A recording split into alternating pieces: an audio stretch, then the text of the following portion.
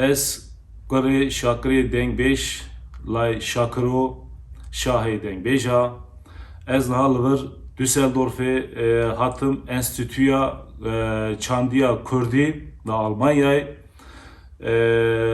Ez hatim boyê kasetê bavê xwe, gotinê wî, kilamê wî, gişkî me bi Enstitüya Çandiya Kurdî megî kaxizê xwe, muqabalê xwe, fetaxê xwe giştî me bi hevra çêkir. Em ê gişkî teze rast û rast em ê gî lê xayî derêne.